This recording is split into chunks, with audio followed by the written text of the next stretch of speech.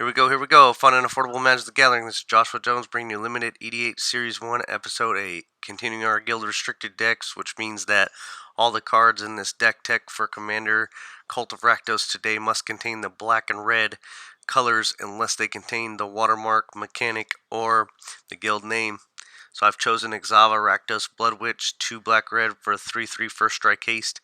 Each other creature you control with a 1/1 counter on it has haste. It also has Unleash, which is one of the 2 guild mechanics for Rakdos. You may have this creature ETB with a 1/1 counter. It can't block as long as it has a 1/1 counter on it. So even if you choose to have it not ETB with a 1/1 counter, if it ever gets a 1/1 counter put on it, it cannot block anymore. That's important to note for all the Unleashed creatures. Speaking of which, we're running some Unleashed creatures here. Chaos Imps, Rakdos Drake, Blood Fray Giant, Splatter Thug, Thrill Kill Assassin, Grim Rustabout.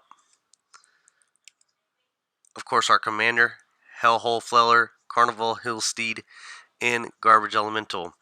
These are all just creatures that have Unleashed mechanic on them and just have good overall value.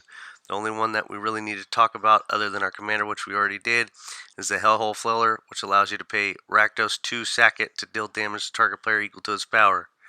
The other one here is Garbage Elemental, which is an unstable card, won't be technically legal in Commander after the 15th of January. If your play group allows it, you could just keep playing it. But if they don't, go ahead and switch it out with Carnage Gladiator here. It's 2 black-red for a 4/2 that has Regenerate for Rakdos 1, and whenever a creature blocks, that creature's controller loses 1 life. This is just a really good creature anyway, so you could just run it instead if you wanted. Here we have the Hellbent cards. Hellbent's the other mechanic for Rakdos. Hellbent means you have no cards in your hand.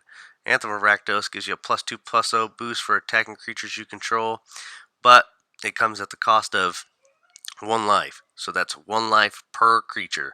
So every time a creature you control attacks, it gets that, but if you attack with 5, you're going to take 5 life for that to happen.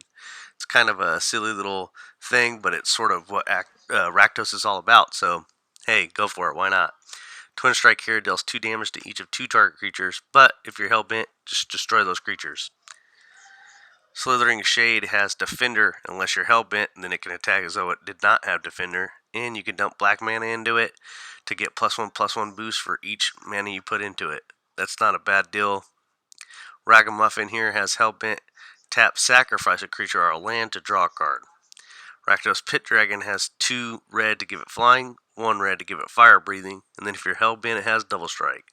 Slaughterhouse Bouncer, chilling out over here at 3/3 for 5. When it's put into a graveyard for play, if you're Hellbent, it gives target creature -3/-3 until end of turn. Dreadslag doesn't have Hellbent, but it does get -4/-4 for each card in your hand, so it essentially has Hellbent because for 5 mana you get a 9/9 if you're Hellbent. But every time you draw a card, it gets -4/-4 for each of those cards that are in your hand. So if you have this guy out and then you go to your draw phase and you draw a card, it's going to be a 5/5 now. So if you play a spell before combat, it goes back to being a 9/9. You get the point here. We also have the Glee here, which is going to allow you to pay 2 in black, discard a card to drain target opponent. But if you're Hellbent, you could pay 1 and pay 2 life to draw a card, kind of like a little greed effect. Descent has, at the beginning of each player's upkeep, that player loses a life and discards a card. This also includes you, unless you're Hellbent, because then you could just skip your upkeep. You could also Madness this for 2 and 2 black. We also have a land card with Hellbent that allows you to play a red and 1 to tap and deal 1 damage to target creature or player. Not a bad deal considering it's on a land because it's kind of like a free spell. Then we go on to the removal. So we have Destroy Target Creature here at sorcery speed with Dreadbore. Then we have this cool little legendary creature card that allows you to pay 2 black, tap, and destroy a target legend.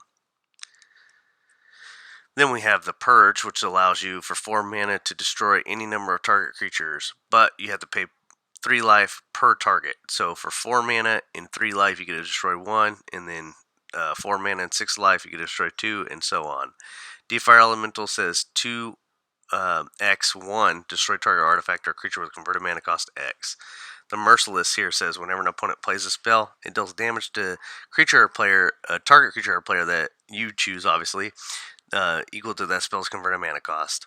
Void, choose a number, destroy all artifacts and creatures with CMC equal to that number, and then have target player discard cards equal to that number that are non-lands from their hand. Wrecking Ball, destroy a creature or land. Terminate, destroy a creature can be regenerated. A license disintegration, destroy a creature if you control an artifact, 3 damage to that creature's controller. And then Rakdos Charm allows you to destroy an artifact. Also, if somebody's going wide with creatures, you can choose to have 1 damage of those creatures dealt to their controller. Also, you can exile a player's graveyard if you need to.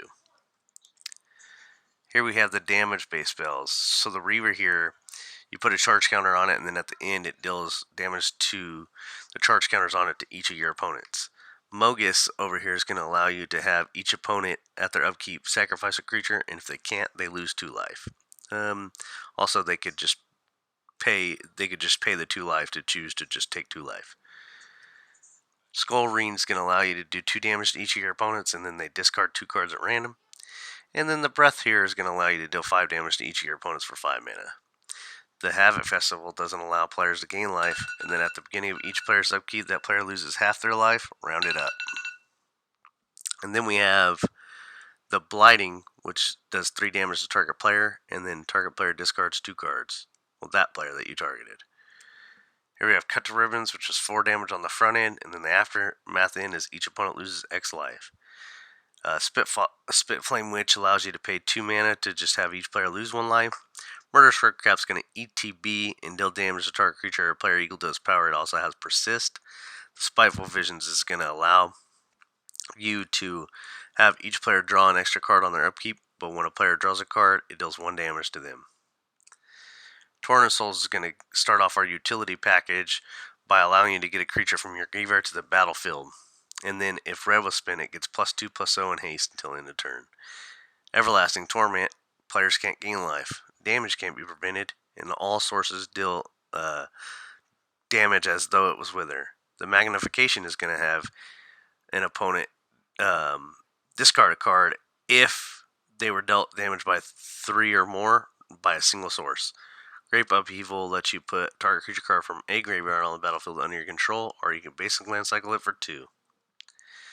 Rakdos Ringleader over here is going to allow you to have a player discard a card at random whenever it deals combat damage to them. Swift War Kite is going to give you a creature with 3 or CMC or less from your graveyard to the battlefield. Then you have to return it to your hand at the beginning of the end step. The Blast over here is going to allow you to Cascade for 5 mana, and then also it deals 4 damage to target creature. Rakdos coming in, and whenever you attack with it, you have to sacrifice half the non-demon permanents you control, round it up. Then whenever it deals combat damage to a player, they sacrifice half the non-demon creatures they control, round it up. The Knight over here is going to have creatures your opponents control with counters on them. With counters on them, can attack or block. Also has Wither. And then the Thoktar here is going to allow you to put 1/1 counters on it whenever another creature dies, and then you can remove counters to deal 1 damage to creature or player. Defiler of Souls, each player's upkeep, they sacrifice a monocolored creature. And the Scorpion God, add -1/-1 counters to things to draw cards. The Blood Witch, 2 sack creature to have it deal 2 damage to creature or player, and then draw a card if the sacrificed creature was red. If the sacrificed creature was black. The Javelier, 2 to discard a card to put a -1/-1 counter on something and make it so that it can't block this turn. Lord of Riots coming in, unless you've had an opponent lose life, you can't play it. But creature spells you cast cost 1 less to cast for each life your opponent's lost this turn.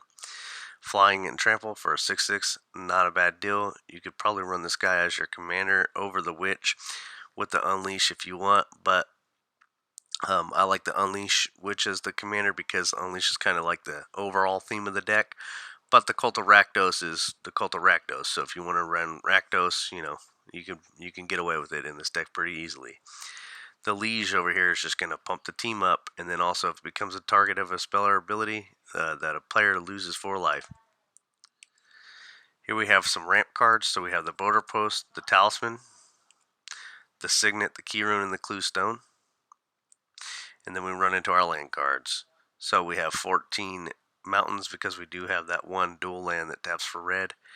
And then we also run Rixmadi Dungeon Palace, which allows you to pay Rakdos and 1 and tap it to have each player discard a card, but only anytime you can work with a sorcery there.